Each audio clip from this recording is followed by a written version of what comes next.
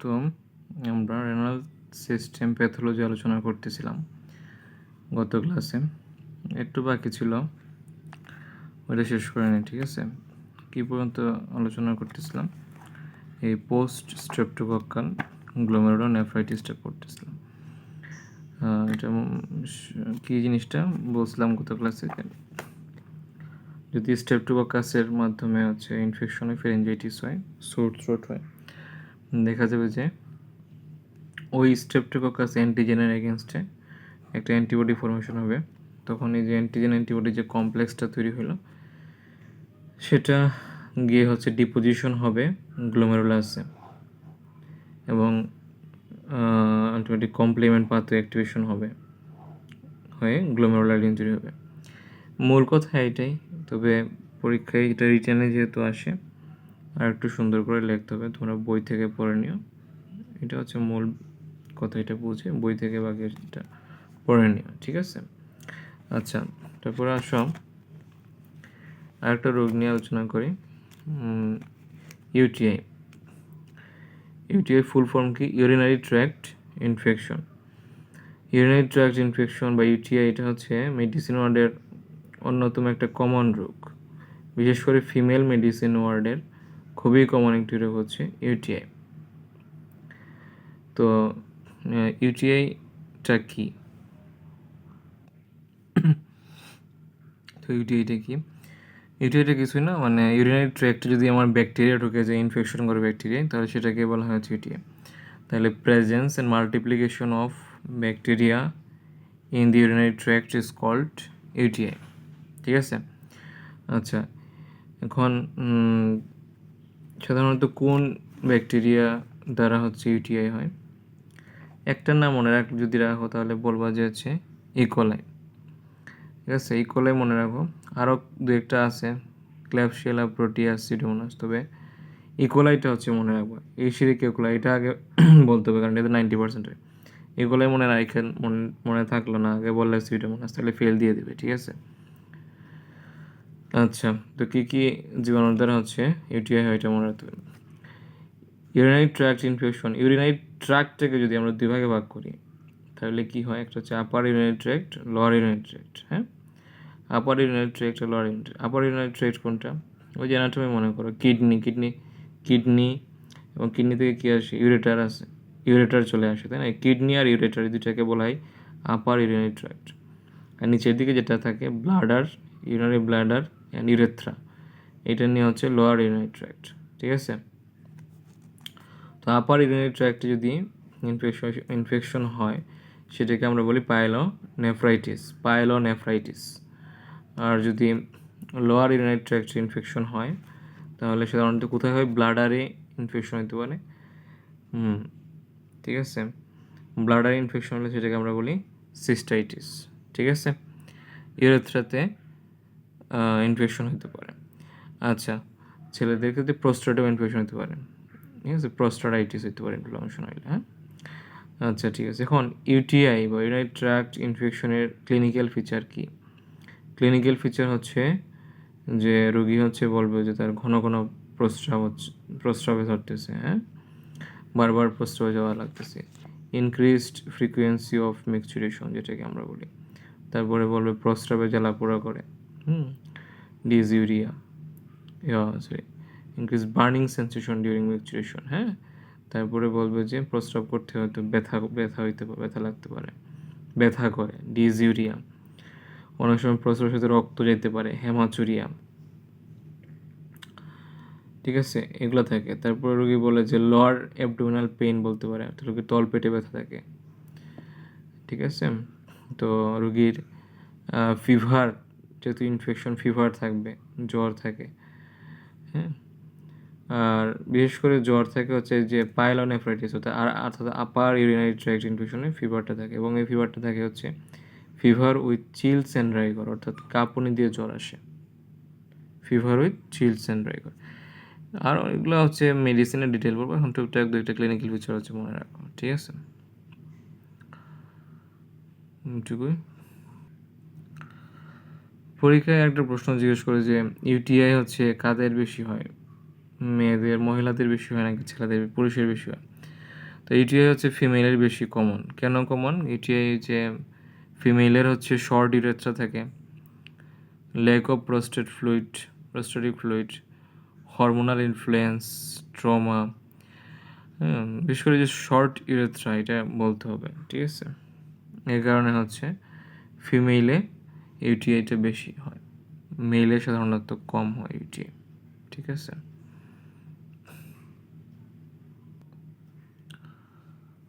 তো ইউটিআই হইলে যদি আমরা টেস্ট করি, ইউরিন টেস্ট করি,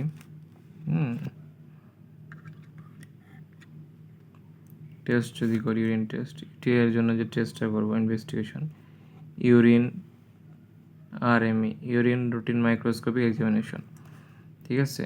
এই টেস্টটা করবো। এখানে আমরা ইউটিআই কী পাই? আমরা ইউটিআই হলে পাই হচ্ছে পাঁচ সেল পাই, ঠিক আছে? নর্মালি পাঁচ সেল হচ্ছে মেইলে তোমার থাকতে পারে কিছু 0 to 3 এই পরিমাণ থাকতে পারে, 0 থেকে 3টা পাঁচ সেল থাকতে পারে মেইলে। আর ফিমেলের ক্ষেত্রে 5টা পর্যন্ত থাকতে পারে পাঁচ সেল ফিমেলে। তবে যদি দেখা যায় যে পাঁচ সেল এর থেকে বেশি বাড়ছে, মনে করো যে কারো পাঁচ সেল 10 থেকে 12টা পাঁচ সেল পাইছো, দেখবা ইউরিন আরএমএ রিপোর্টে লেখা থাকে পাঁচ সেল একটা জায়গায়, তখন বুঝবা যে হচ্ছে তার ইউটিআই হয়েছে, ইউরিনারি ট্র্যাক্ট ইনফেকশন হয়েছে। হ্যাঁ, পাঁচ সেল পাওয়া গেছে, ইউরিনে পাঁচ সেল পাওয়া গেলে সেটাকে আমরা বলি পায়োরিয়া। কি বলি? পায়োরিয়া বলি, ঠিক আছে? আচ্ছা, তখন তুমি কি করবা? মনে করো ইউরিনে তুমি পাঁচ সেল পাইছো, ইউরিন কি টেস্ট করে পাঁচ সেল পাইছো? ইউরিন রুটিন মাইক্রোস্কোপি এক্সামিনেশন করে, ইউরিন আরএমই করে, আমি পাঁচ সেল বেশি পাইছি এবং তখন আমি ডায়াগনোসিস করছি ইউটিআই, ইউরিনারি ট্র্যাক্ট ইনফেকশন। তখন তোমার পরবর্তীতে তুমি আর কি টেস্ট করতে চাও? পরবর্তীতে আমি যে করতে চাই হচ্ছে, আমি তো ইউরিন আরএমই করে বুঝতে পারছি যে শুধু একটা ইনফেকশন আছে, কোন ব্যাকটেরিয়ার দ্বারা ইনফেকশনটা হয়েছে বা কিসের দ্বারা হয়েছে সেটা বোঝার জন্য আমাকে করতে হবে কি ইউরিন ফর কালচার সেন্সিটিভিটি, ঠিক আছে? ইউরিন ফর কালচার সেন্সিটিভিটি করতে হবে, করে দেখবো যে আমরা হচ্ছে কোন ব্যাকটেরিয়ার দ্বারা এই ইনফেকশনটা হয়েছে, ঠিক আছে? তাহলে ইউরিন আরএমইতে যদি আমরা পাঁচ সেল বেশি পাই তখন আমরা পরবর্তীতে এখান থেকে কোন টেস্ট করব? ইউরিন ফর কালচার সেন্সিটিভিটি করব। এখন একটা যদি আমি বলি তোমাদের যে ইউরিনে পাঁচ সেল আছে, হ্যাঁ, তো আমরা হচ্ছে ইউরিন আরএমই করে আমরা পাঁচ সেল পাইছি, তার মানে ডেফিনেটলি এখানে কোনো একটা ইনফেকশন হয়েছে, ইনফেকশনের কারণে তো পাঁচ সেল পাওয়া গেছে, তাই না? পাঁচ সেল আসলে কি? ডব্লিউবিসি, ঠিক আছে? তো তারপর আমরা কোন অর্গানিজমের দ্বারা হচ্ছে এটা হয়েছে এটা বোঝার জন্য আমরা ইউরিন ফর কালচার সেন্সিটিভিটি করতেছি। এখন যদি হচ্ছে ইউরিন ফর কালচার সেন্সিটিভিটি করার পরে দেখলা যে এখানে কোনো অর্গানিজম তুমি পাও নাই, নো অর্গানিজম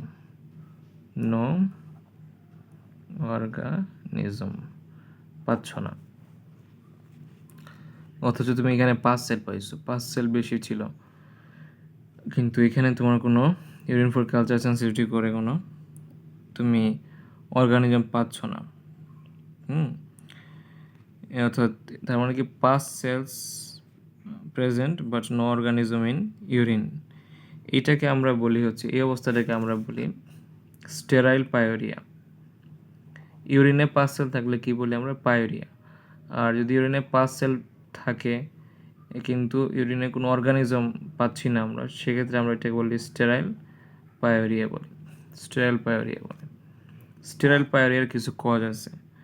1 নম্বর কজ হচ্ছে রেনাল টিউবারকুলোসিস, ওই যে কিডনিতে যদি টিবি হয়, রেনাল টিউবারকুলোসিস, ঠিক আছে? তাছাড়া যদি মনে করো যে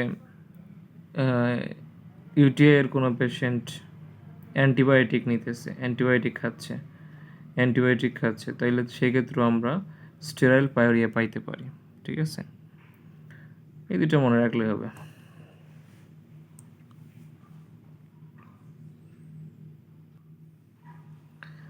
লাস্ট টপিক্সটা হচ্ছে কি বলবো, তোমার যে কিছুই লাগবে যে কিডনি কিছু টিউমারের নাম পরীক্ষায় ধরতে পারে, হ্যাঁ, টিউমার্স অফ কিডনি ধরতে পারে পরীক্ষায়, টিউমার্স অফ কিডনি। তো এটা ধরলে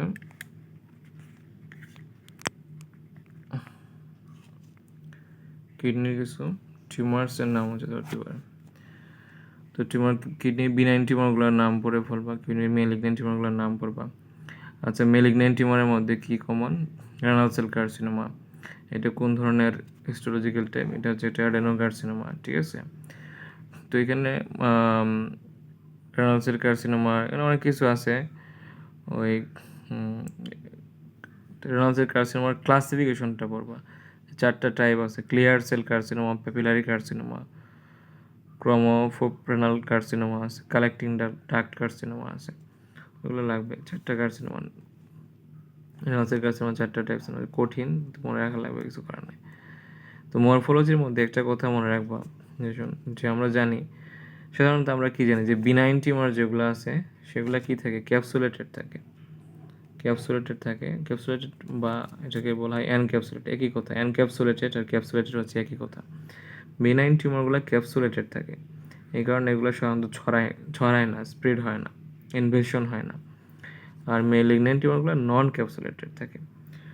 তো এখানে কিছু এক্সেপশন যেটা হচ্ছে, এর মধ্যে একটা হচ্ছে রেনাল সেল কার্সিনোমা। এটা একটা মেলিগন্যান্ট টিউমার হওয়া সত্ত্বেও এটা দেখা যায় যে ক্যাপসুলেটেড, ঠিক আছে। অ্যাডেনোকার্সিনোমা, এই রেনাল সেল কার্সিনোমাটা ক্যাপসুলেটেড থাকে। আচ্ছা, এটা আসলে ক্যাপসুলটা কিন্তু সিউডো ক্যাপসুল, এটা একটা সিউডো ক্যাপসুল। এছাড়া আর কোন ক্যান্সারের ক্ষেত্রে ক্যাপসুলেটেড থাকতে পারে? Papillary cell carcinoma of thyroid gland, ঠিক আছে। তাহলে papillary cell carcinoma of thyroid gland and renal cell carcinoma, এই দুটোর ক্ষেত্রে আমরা ক্যাপসুলেটেড পাই। আচ্ছা, আর হচ্ছে টিউমার্স অফ কিডনির মধ্যে একটা নেফ্রোব্লাস্টোমাটা একটু চোখ বুলাই নিয়ম। এটা সাধারণত বাচ্চাদের হয়, চাইল্ডহুডে। এটা একটা ম্যালিগন্যান্ট টিউমার কিডনির, এবং এটা বাচ্চাদের হয়, ঠিক আছে, বাচ্চাদের হয়।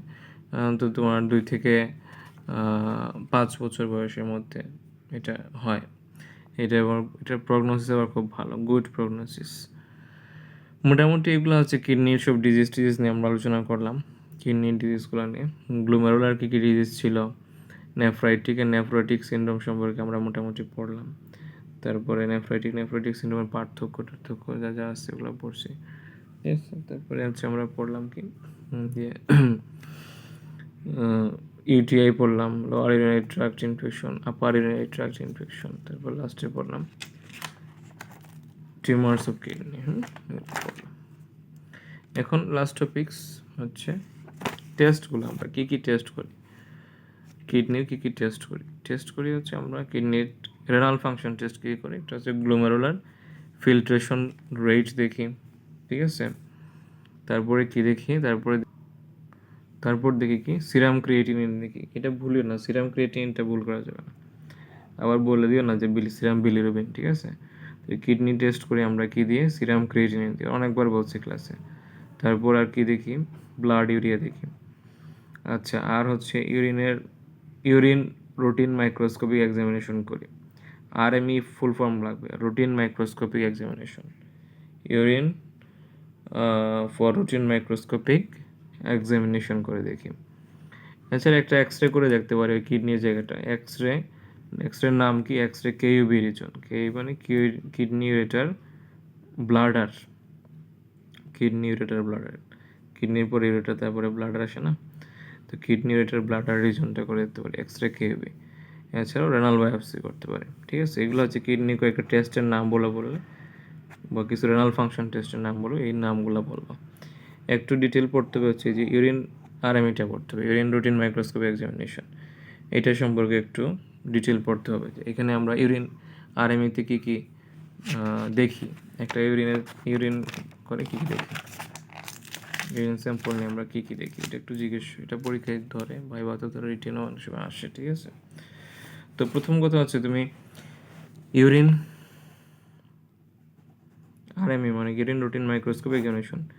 একটা পেশেন্টে তোমাদের একটা পাঠাই দিব না, আমি ইউরিন আরএমই রিপোর্ট পাঠাই দিব না, তোমরা দেখবা যে একটা ইউরিন আরএমইতে কী কী দেখে। কমন একটা টেস্ট, আমরা যে মেডিসিন ওয়ার্ডে, সার্জারি, যে কোনো ওয়ার্ডে আমরা কমনলি টেস্ট করি, ঠিক আছে। ইউরিন আরএমইটা কমনলি টেস্ট করি। তারপরে যে এখান থেকে সিরাম ক্রিয়েটিনিনটা একটা কমনলি টেস্ট করি। সিরাম ক্রিয়েটিনিন আর ইউরিন আরএমই, এটা হচ্ছে আমাদের রুটিন মাইক্রোস্কোপ, রুটিন এক্সামিনেশন, ঠিক আছে। রুটিন এক্সামিনেশন এই দুটো করি আমরা।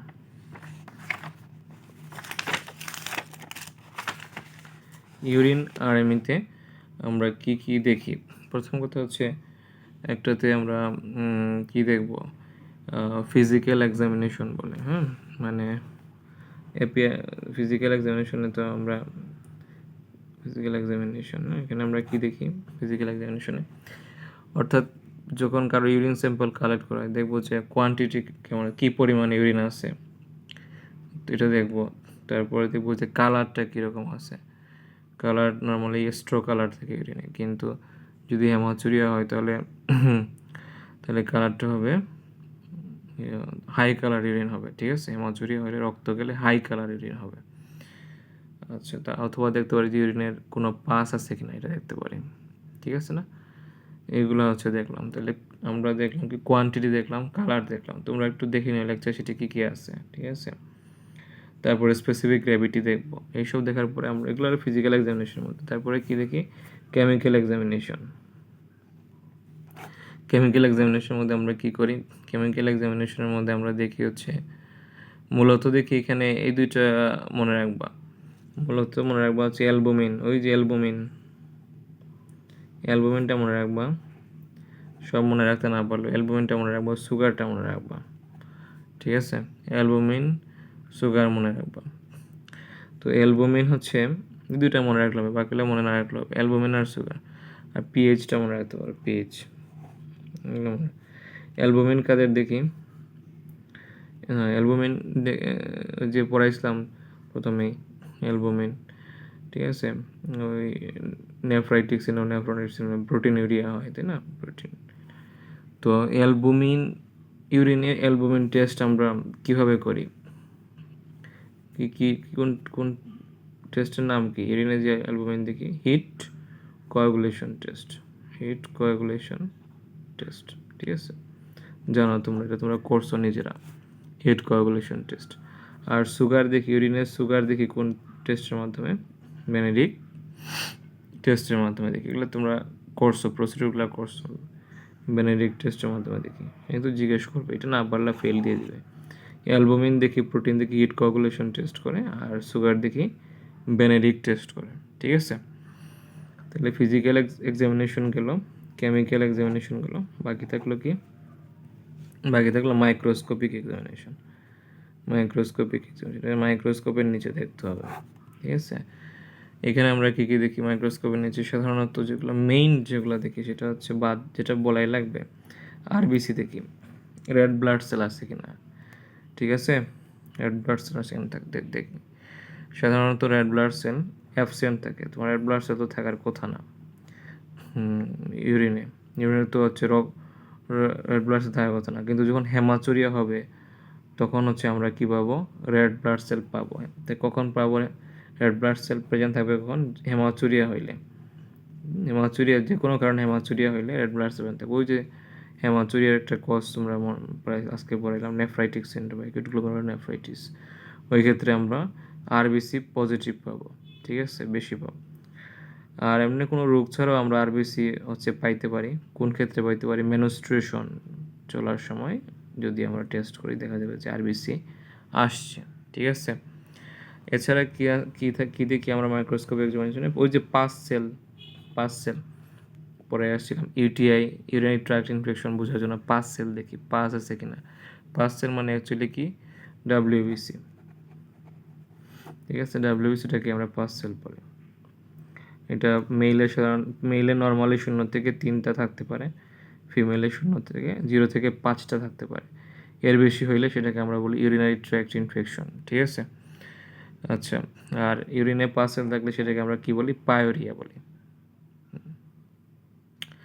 আচ্ছা, এছাড়া কমনলি আরেকটা দেখতে পারো তুমি, কাস্ট পড়াইছিলাম না, যে কাস্ট মনে আছে প্রথম ক্লাসে কাস্ট পড়াইছিলাম, বিভিন্ন ধরনের কাস্ট আছে, RBC cast, WBC cast, epithelial cast, তারপরে গ্রানুলার কাস্ট, হায়ালিন কাস্ট, এগুলো। হ্যাঁ, তো আরবিসি কাস্ট আমরা কোথায় পাই?